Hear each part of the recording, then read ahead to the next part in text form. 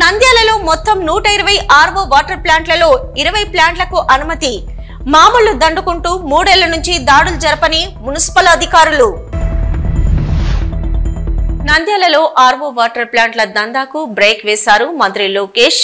RO water plant వల్ల కలుషిత నీటిని తాగి రోగాల పాలవుతున్నానని సోషల్ మీడియా ద్వారా ప్రజల నుండి వచ్చిన ఫిర్యాదులకు స్పందించారు. వెంటనే చర్యలు తీసుకోవాలని మున్సిపల్ డిఎంఏకు ఆదేశాలు జారీ చేశారాయన.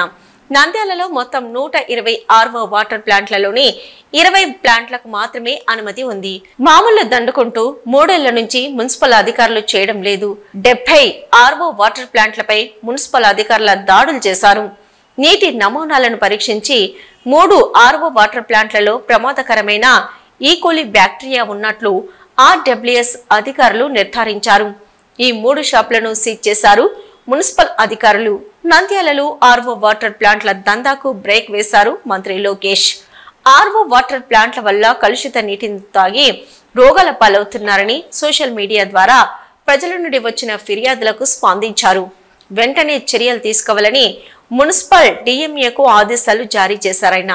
నంద్యాలలో మొత్తం 120 ఆర్వో వాటర్ ప్లాంట్లలో 20 ప్లాంట్లకు మాత్రమే అనుమతి ఉంది. మామూలు దండుకుంటూ 3 ఏళ్ల నుంచి మున్సిపల్ అధికారులు చేయడం లేదు.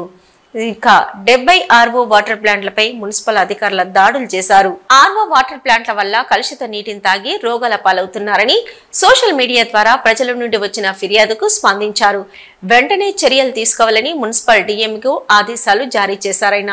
నంద్యాలలో మొత్తం 120 ఆర్వో వాటర్ ప్లాంట్లలో 20 ప్లాంట్లకు మాత్రమే అనుమతి ఉంది. ఇక 3 ఆర్వో వాటర్ ప్లాంట్లలో ప్రమాదకరమైన ఈకోలి బ్యాక్టీరియా ఉన్నట్లు ఆర్డబ్ల్యూఎస్ అధికారులు నిర్ధారించారు.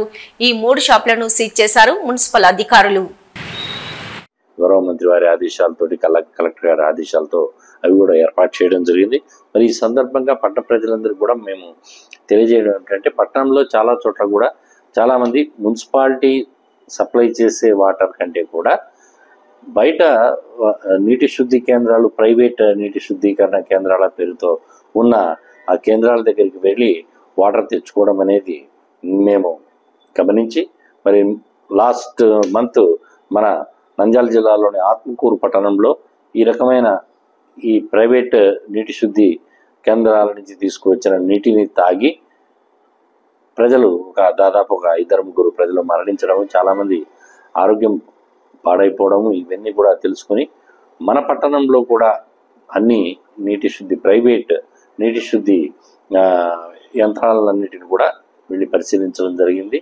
మరి వాటిలో ఇప్పటి వరకు మాకు కొన్ని ప్రాంతాల్లో ఉన్న నీటి సరఫరా కేంద్రాల్లో ఈకోలి ఎక్కువగా ఉండడం, ఈకోలి ఎక్కువగా ఉన్న వాటర్ను స్వీకరించిన వాళ్ళు ఆరోగ్యపరమైన ఇబ్బందులను ఫేస్ చేయాల్సి ఉంటుంది.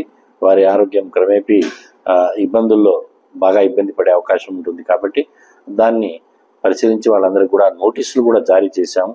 ఎవరైతే నీటిని సరైన జాగ్రత్తలు తీసుకోకుండా ప్రజలకు అమ్ముతున్నారో వాళ్ళకు కూడా నోటీసులు జారీ చేయడం జరిగింది.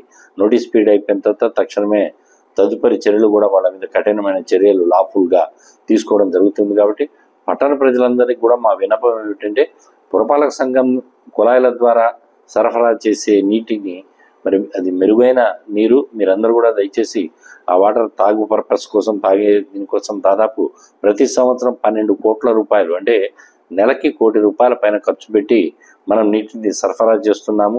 మరి అత్యంత రీజనబుల్ రేట్లో 80 రూపాయలకి నెల రోజులకు మనం నీళ్లు ఇస్తున్నాము. వేరే ఒక బ్యారెల్ 20 రూపాయలు వసూలు చేస్తారు ప్రైవేట్ నీటి శుద్ధి కర్మాగారాల వాళ్ళు. కాబట్టి దీన్ని అర్థం చేసుకోండి. మీ ఆరోగ్యాన్ని దృష్టిలో ఉంచుకొని ఎటువంటి శుద్ధి చేయకుండా బోర్ నుంచి వచ్చే వాటర్ను ఒక కేంద్రం పేరుతోటి మరి చాలా చోట్ల ప్రజలకు అమ్ముతున్నట్టుగా మాకు వచ్చిన సమాచారం మేరకు ఇది ప్రజల సౌకర్యార్థం, ఈ ప్రజల కోసం ఈ సమాచారాన్ని తెలియజేస్తున్నాము.